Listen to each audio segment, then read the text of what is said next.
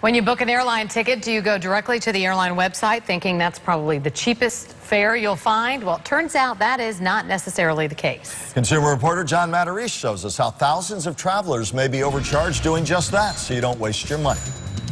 Did you hear the recent report about Delta Airlines overcharging some of its own frequent flyers? You know, it was a bit of a black eye for Delta, but it's also an important lesson for everyone who ever travels by air.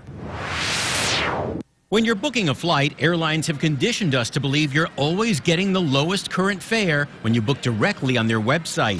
In Delta's case, that means Delta.com. Most of the time I just go to Delta because we have American Express and we use it to get Sky Miles for Delta. Several Delta frequent flyers told me they rarely check other sites. I exclusively go to Delta's website just because it's so much more convenient. But Delta now admits publicly that during a 19-day period this spring, some of its Sky Miles members were paying higher fares than members of the general public.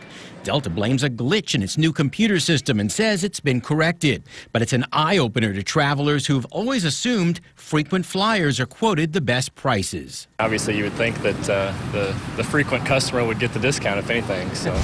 All right, so you're saying I'm not a Sky Miles member. This doesn't affect me. However, there's really a good lesson in here for anyone who ever travels by air.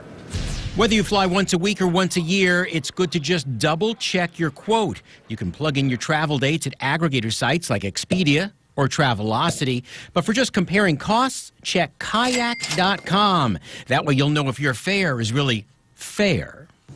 Bottom line, even if you don't fly Delta and don't belong to anyone's frequent flyer program, it's still a good idea to comparison price any trip at more than one website. That way you don't waste your money. I'm John Matarese.